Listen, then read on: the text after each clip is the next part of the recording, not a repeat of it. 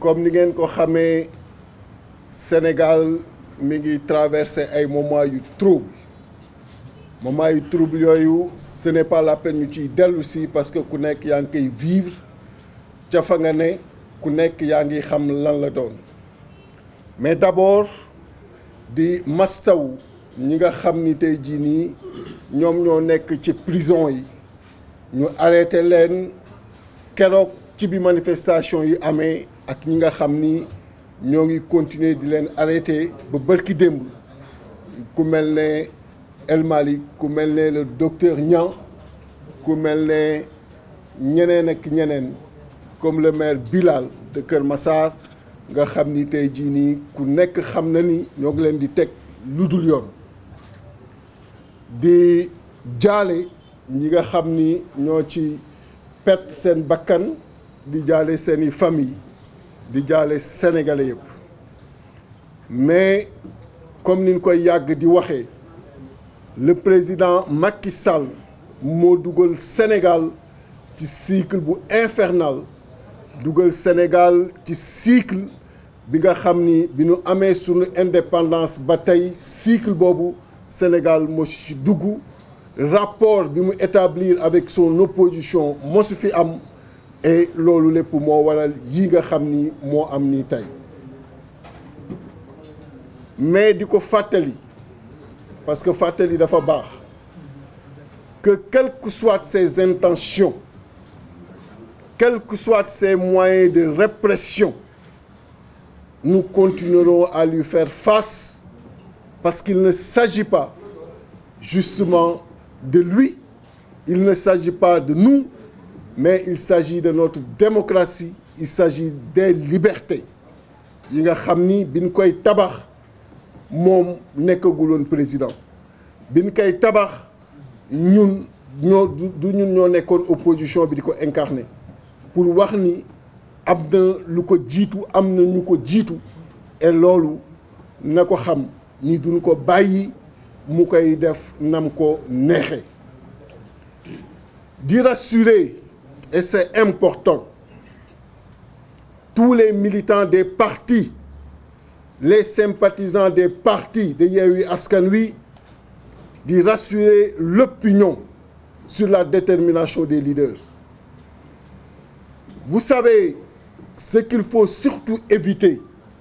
et je le dis avec force en ces moments mooy di permettre à qui que ce soit muy dugg ci diggante yi di indi des procès entre les militants et les leaders ou des procès entre les sympathisants et les leaders parce que lii ñu dugg xam ngeen ni du lu yomb xam ngeen ni du mbiru benn fan du mbiru ñaari fan parce que l'objectif il faut ñu xam ko mooy sunu démocratie sunu ay liberté ñu ñuy fexe ba encadrer ko ñu ñuy fexe ba renforcer ko l'objectif ultime c'est le départ du président Macky Sall le 25 février 2024 et la participation de tous les candidats et loolu bu leen ko perdre de vue et ne pas le perdre de vue mooy ñu xam ni en toutes circonstances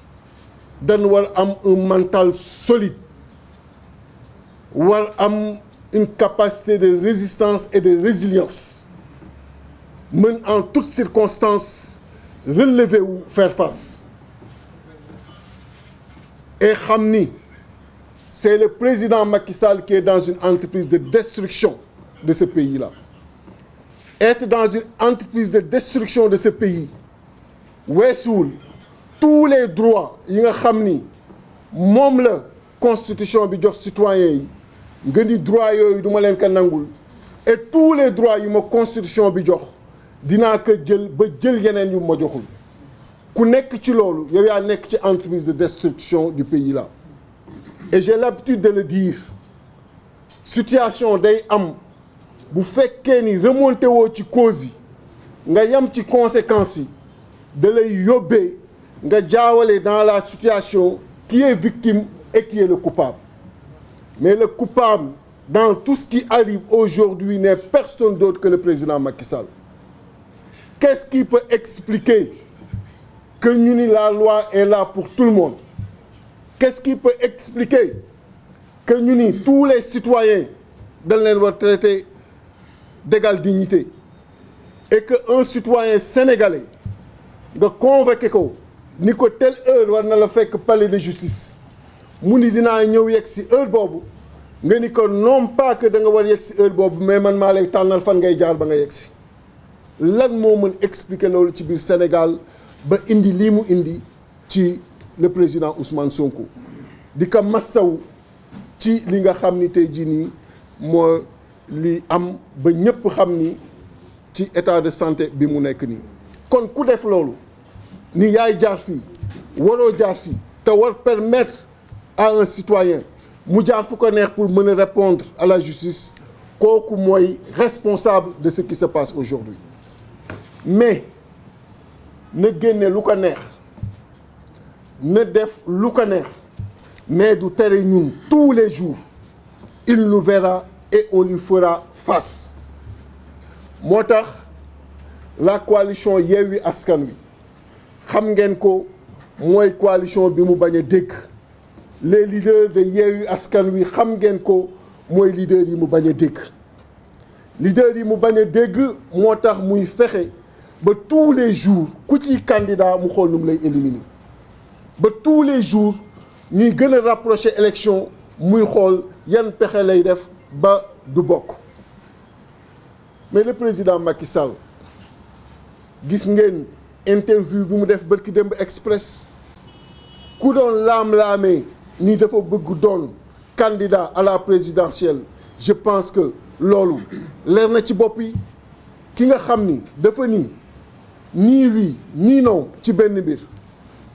te ku ni oui ci mbir moomu mu promouvoir la ku ni non ci mbir moomu mu sanctionné la kon xam ngeen li mu wax donc est-ce que da ngeen di taxaw di xaar mu naan leen bàcc laa tudd ngeen ni noo dañuy déglu ba mu ni Samba la wax na ni il veut être candidat il ne le sera pas et tous les leaders de Yewwi Askan Wi seront des candidats ceux qui le souhaitent et ceux qu'il a écartés seront aussi des candidats mais kooku est-ce que le président Macky Sall war nañu ëpp fulla gu tey ne moom mu ni foofu laa jëm ñun ñu war taxaw ni que daa fa yegg yoon baa ngi noonu kon c'est l'affaire de tout le monde c'est l'affaire de tous c'est l'affaire de chaque citoyen c'est l'affaire de chaque citoyenne ñu xam ni c'est un combat pour les libertés et pour la démocratie ñun duñu mos a bouger ci loolu duñ ci mos a varier mais croyez-nous on va y aller avec beaucoup de stratégie beaucoup de tactique mais on va parvenir à nos fins moo tax on annonce ici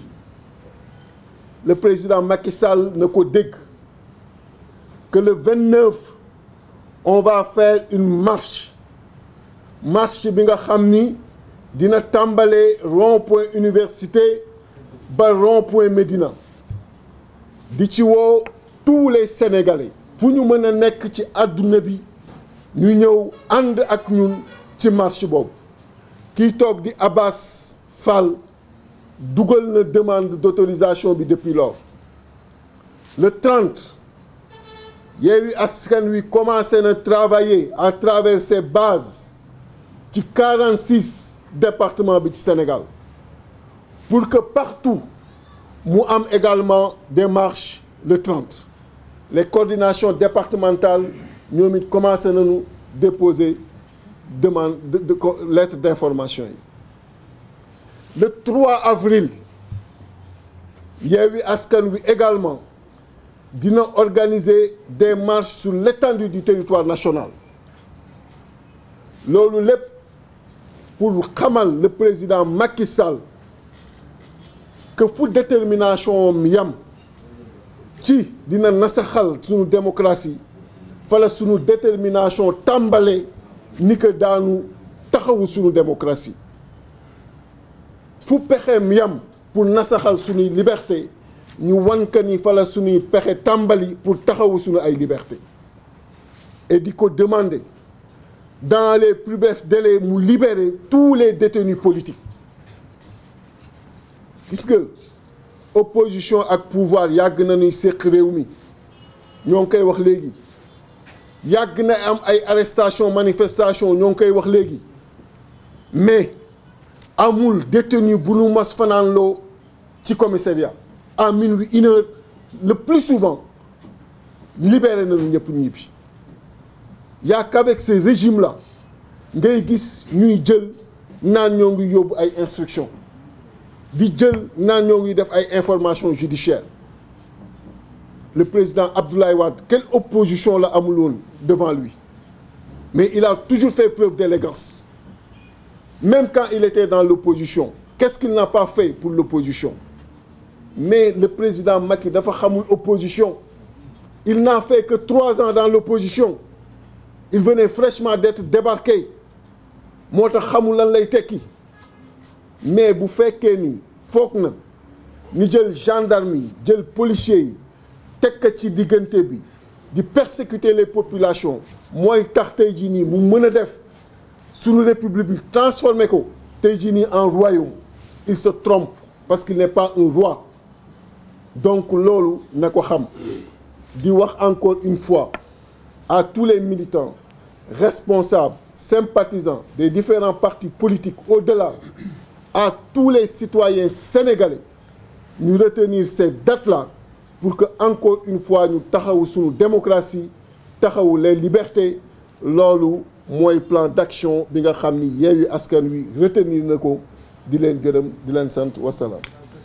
Merci président Déthié.